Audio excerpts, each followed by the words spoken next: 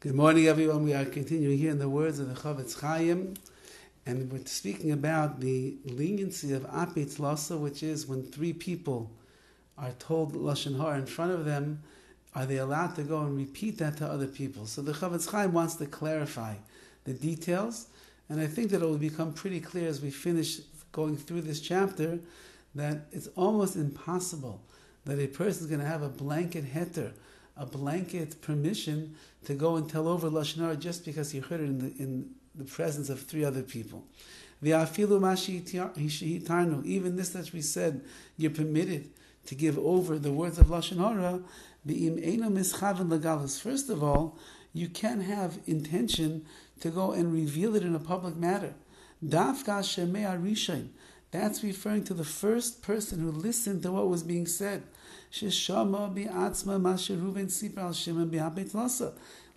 that Reuven is saying Lashon HaRa about Shimon in the presence of three people, and one of those people is Levi, and he's listening to what is being told, and now he's allowed to go, let's just say, he's allowed to go and repeat this information to somebody by the name of Yehuda.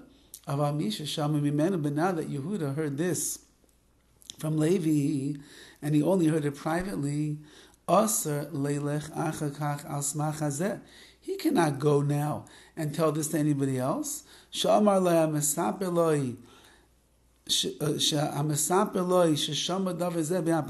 say, listen, Levi, who told this over to me, he heard it in front of three people, and he was allowed to tell it to me, so I must be allowed to tell it over in front of other people as well. He wants to go now and tell over the Lashon HaRa they heard about Shimon. Cannot do such a thing. Even if when Yehuda goes now and he wants to tell over the Lashon HaRa, he doesn't tell where he heard it from. He doesn't mention Levi's name. He doesn't mention Reuven's name. Doesn't matter. He's not allowed to tell it over. Unless, says the CHOFETZ CHAIM, this is something that is known to everyone. Meaning if everybody already knows this information, and we'll have to see how this is going to work. This is referring to news, this is referring to things that you find posted online, it's referring to social media, everybody knows about it already, so therefore you have a blanket heter, you're allowed to go and share it willingly with anybody you want. We're going to have to see how that's going to work. Now, says the CHOFETZ CHAIM,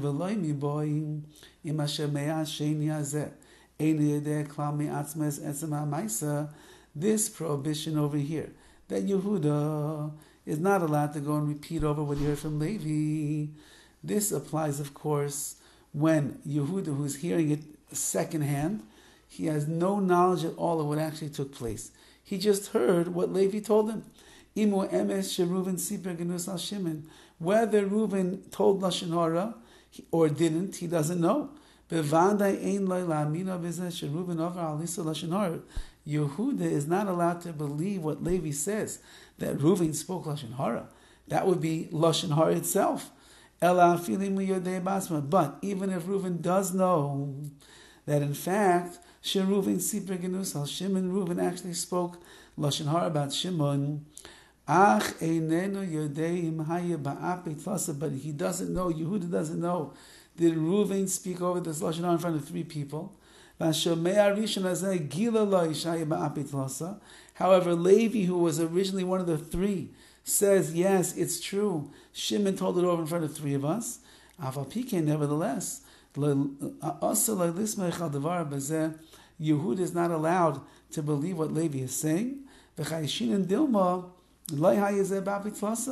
he has to be concerned and suspicious that perhaps maybe it wasn't told over originally in front of three people, and therefore he is not allowed to reveal it to the public. And therefore